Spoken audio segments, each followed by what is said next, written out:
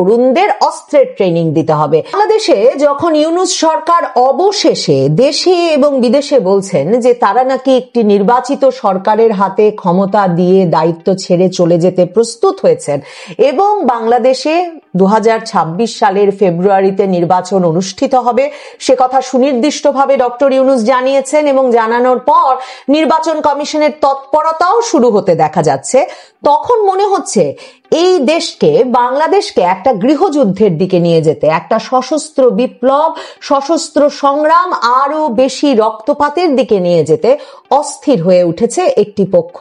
জাতীয় নাগরিক পার্টি এনসিপির আহ্বায়ক নাহিদ ইসলাম কোনো রাগঢাক না করে সরাসরি দাবি তুলেছেন তরুণদের হাতে অস্ত্র দিতে হবে, বাংলাদেশের সব তরুণকে বাধ্যতামূলক সামরিক প্রশিক্ষণের আওতায় আনতে হবে, কারণ তরুণরা নাকি লড়াই করতে চান, তারা নাকি দেশের জন্য লড়াই করে প্রাণ দিতে চান, দেশ গঠন করতে চান।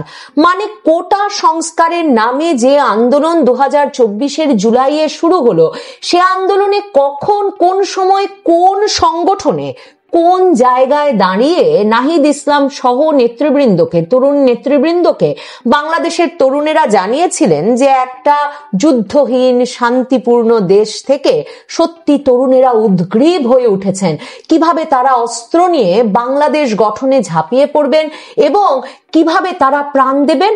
কোথা থেকে নাহিদ ইসলামরা এসব তত্ত্ব পাচ্ছেন?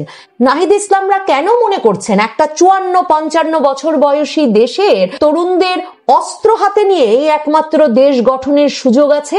মানে দেশ গঠনের সঙ্গে অস্ত্রের এই সরাসরি সম্পর্ক এবং তরুণদের হাতে অস্ত্র দেওয়ার দাবি এবং ডাক কোথা থেকে বাংলাদেশে এখন রাজনীতিতে সবচেয়ে গুরুত্বপূর্ণ হয়ে ওঠা বা সবচেয়ে গুরুত্ব পাওয়া দলটি কিভাবে এই দাবি তুলল? নাহিদ ইসলামের এই দাবি কিন্তু নতুন দাবি নয়। গত আগস্টের পর থেকেই আমরা নানা সময় শুনছি তরুণেরা নাকি সশস্ত্র বিপ্লবের জন্য প্রস্তুত ছিল, পরিমাণ অস্ত্র ছিল, তাদের অস্ত্র প্রশিক্ষণ কোথা থেকে এসেছিল সেসব প্রসঙ্গে যেমন কোনো আলাপ তোলা হয়নি, তেমনি দেখুন এই আলাপও তোলা হয়নি যে কতদিন আগে যখন প্রশ্ন করেন নাই যে এই 25-26 বছর বয়সী নেতা, স্কুল শিক্ষকের নাকি তিনি ছেলে, তিনি কোথা থেকে অস্ত্র প্রশিক্ষণ পেলেন যে নিজেকে রক্ষার জন্য স্বরাষ্ট্র উপদেষ্টার কথা মতো লাইসেন্স করা অস্ত্রই তিনি রাখছিলেন। আর কোন অস্ত্র তার কাছে ছিল? AK-47 এর বুলেটই বা তার কাছে কিভাবে এলো? সশস্ত্র সংগ্রামের জন্য এই তরুণরা যে অস্থির হয়ে উঠেছেন তার প্রমাণ নাসির উদ্দিন পাটোয়ারি, এনসিপির আরেক নেতা, তিনি স্পষ্টভাবে মঙ্গলবারে বলে দিয়েছেন এই সরকারকে যে ভাই তার শহীদ হয়েছেন সে ভাইকে জীবিত করে কবর থেকে তুলে আনতে হবে, যে ভাই হাত হারিয়েছেন তার হাত ফেরত দিতে হবে, এরকম করে সকল ক্ষয়ক্ষতি ফেরত দিতে হবে। যদি ফেব্রুয়ারিতে নির্বাচন করতে হয়, নির্বাচন প্রতিহত করবেন তারা। মার্কিন যুক্তরাষ্ট্রের অবস্থা হয়েছে এমন যে ফ্রাঙ্কেনস্টাইন, যে দৈত্য তারা পেলে পুষে বড় করেছেন, এখন সে দৈত্য তাদের কথা শুনছে না। অনেকেই মনে করছেন এই যে অস্ত্র মডেল, সশস্ত্র সংগ্রামের মডেল, সেই মডেল নাহিদ ইসলামেরা ধার করে এনেছেন তুরস্ক থেকে। দেখুন তুরস্ক এবং সবকিছুকেই ব্যাখ্যা করা হয় যে এই তরুণেরা একটা আসলে ভূতের বিরুদ্ধে লড়াই করছেন, একটা ছায়ার বিরুদ্ধে সবসময় লড়াই করে যাচ্ছেন।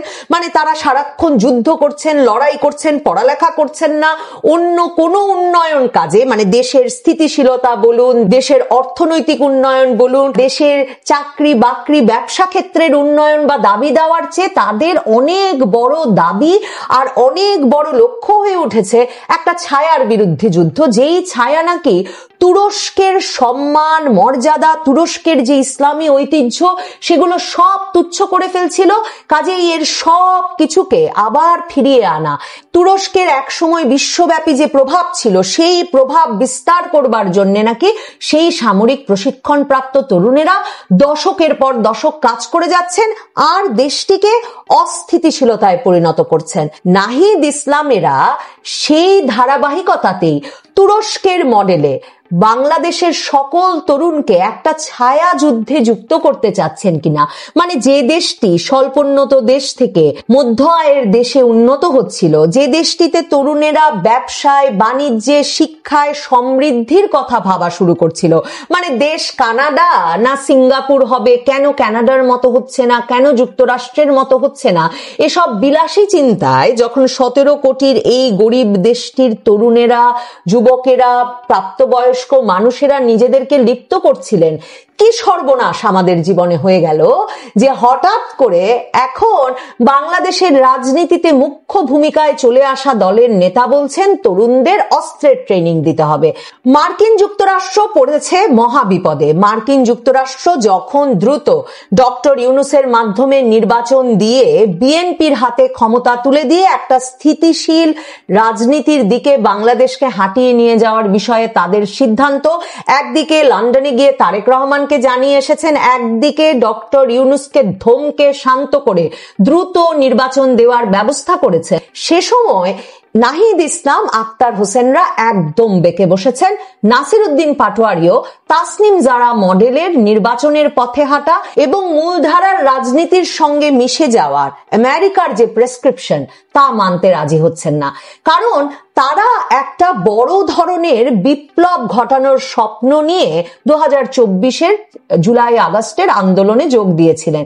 2024-এর জুলাই আগস্টের আন্দোলন যে শুধুমাত্র এই মূলধারার রাজনীতিকে বজায় রেখে আগের বাংলাদেশেই নতুন নির্বাচনের জন্য নয়, সেটা আবারও জুলাই ঘোষণাপত্রের পর স্পষ্ট করা শুরু করেছেন এনসিপির নেতৃবৃন্দ।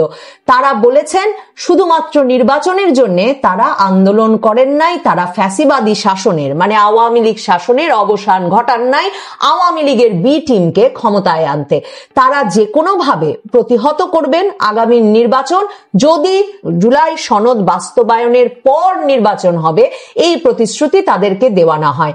জুলাই ঘোষণাপত্রের পর এখন নাহিদ ইসলামদের দাবি জুলাই সনদের মাধ্যমে সংবিধান বাতিল এবং সংবিধান বাতিল করে নতুন সংবিধান রচনার সুযোগ করে দেওয়া। কোন স্বপ্ন সেটা কিন্তু নাহিদ ইসলামরা এখনো পরিষ্কার করেন নাই। মানে বাংলাদেশ রাষ্ট্রটি কি একটি মধ্যপন্থী রাষ্ট্রে পরিণত হবে? সেই রাষ্ট্রে কি ধর্ম একটি গুরুত্বপূর্ণ ভূমিকা রাখবে রাষ্ট্র পরিচালনায়? মানে এটি কি এক রকমের ধর্মভিত্তিক রাষ্ট্র হবে, নাকি রাষ্ট্র এবং ধর্ম আলাদা থাকবে? এই গুরুত্বপূর্ণ গুরুতর প্রশ্নটি এখন পর্যন্ত কোনো উত্তর এনসিপি বা জাতীয় নাগরিক পার্টির কাছ থেকে পাওয়া যায়নি। এনসিপি জানায়নি তারা ডানপন্থী দল, বামপন্থী দল নাকি মধ্যপন্থী দল। এখন পর্যন্ত এমনকি নতুন বাংলাদেশের ইশতেহার বলে যে অবদ্ধ কথামালার মানে যে কথামালার কিছুই বোঝা যায় না, যে রাষ্ট্র নতুন বাংলাদেশের স্বপ্ন প্রকাশ করেছেন নাহিদ ইসলাম 3রা আগস্ট, সেখানেও পরিষ্কার হয় নাই ঠিক কোন ধরনের সরকার, কোন ধরনের রাষ্ট্র পরিচালনার নীতির মাধ্যমে এ কাজ করতে যাচ্ছেন নাহিদ ইসলামেরা। নাহিদ ইসলামদেরকে আসলে পেছন থেকে শক্তি, অর্থ, অস্ত্র যোগাচ্ছে তাহলে কারা? মার্কিন যুক্তরাষ্ট্র এখন অত্যন্ত পাজলড হয়ে পড়েছে, দ্বিধান্বিত হয়ে পড়েছে, বিভ্রান্ত হয়ে পড়েছে এবং কিছুটা আতঙ্ক এবং সংশয়ের মধ্যে পড়েছে। তাসনিম জারার ব্যবস্থাপনায় জাতীয় নাগরিক পার্টি এনসিপিতে মার্কিন যুক্তরাষ্ট্রের সবচেয়ে ঘনিষ্ঠ যেই ব্যক্তি সেই তাসনিম এবং আক্তার হোসেন পরিষ্কার বলে এসেছেন তারা সংবিধান বাতিল না হলে এবং জুলাই সনদে সংবিধান বাতিলের মাধ্যমে নতুন সংবিধান প্রণয়নের জন্য গণপরিষদ নির্বাচনের দিকে হাঁটার কথা না থাকলে তারা নির্বাচনের পথে বাংলাদেশকে বা ডক্টর ইউনূস সরকারকে হাঁটতে দেবেন না। মার্কিন রাষ্ট্রদূত স্বভাবতই আরো হকচকিয়ে গিয়ে তাদের যে ব্যক্তিকে তারা বসিয়েছিলেন নতুন বাংলাদেশ গড়ে তোলার ঘটনার নেতৃত্ব দিতে, মার্কিন নাগরিক, মার্কিন প্রফেসর আলী রিয়াজ, যিনি এই সংস্কার পরিকল্পনা একটা এনজিও স্টাইলে ঐকমত্য কমিশনের বৈঠকে বসে করছিলেন, তার উপর এখন চাপ দ্বিমুখী। একদিকে জাতীয় নাগরিক পার্টি, জামায়াতে ইসলামী সহ দলগুলো বলছে জুলাই সনদকে আইনি ভিত্তি দিতে হবে, জুলাই সনদে সংবিধান পরিবর্তনের ব্যবস্থা থাকতে হবে, জুলাই সনদের মাধ্যমে যে নির্বাচন সে নির্বাচনে উচ্চ কক্ষ এবং নিম্ন কক্ষে আনুপাতিক প্রতিনিধিত্ব নেতৃত্ব পদ্ধতিতে নির্বাচন দিতে হবে। আর মার্কিন যুক্তরাষ্ট্রের চাপ, দ্রুত বর্তমান প্রচলিত পদ্ধতিতে একটা নির্বাচনের পথে হাঁটা, সংবিধান বজায় রেখেই সে পথে হাঁটতে হবে, কারণ না হলে যে পরিমাণ সময়ের দরকার সে পরিমাণ সময় দিতে রাজি নয় মার্কিন যুক্তরাষ্ট্র।